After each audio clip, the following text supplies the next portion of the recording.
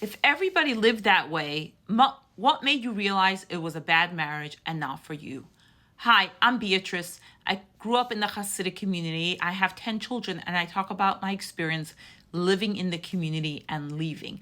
I left my marriage at the age of 40 and managed to leave with my 4 younger children. I fought for custody of them for over 10 years, and I'm grateful now that that's behind me.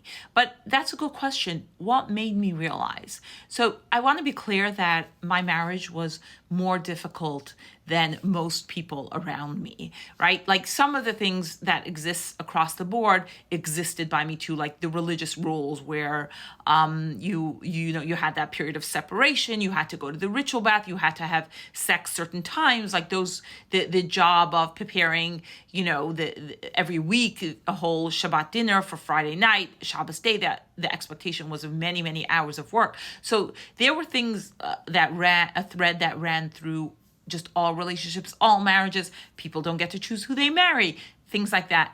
But in my case, there was extra levels of abuse and mostly emotional, financial.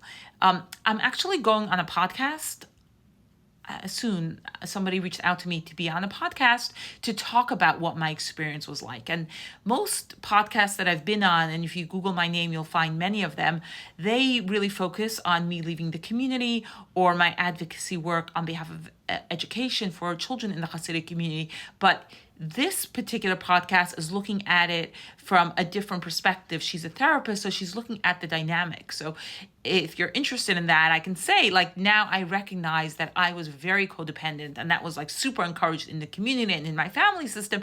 And my ex-husband leaned towards the narcissistic side where, he was told since he was little, because he's so smart, he's going to be a great scholar and like the world needs to be there for him.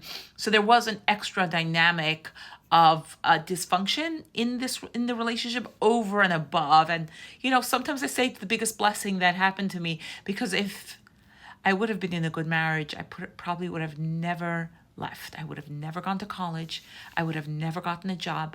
I would have never fought for an education for my children, and I would never gotten my own freedom. So in the long run, it provided that benefit of giving me that push to leave the marriage. And then the pushback I received, it made me realize and kind of opened my eyes, because when you're in that community, you're right. Everybody's the same. It becomes the norm. But because it was that much harder, and there's stories and stories, and I'll link the podcast here.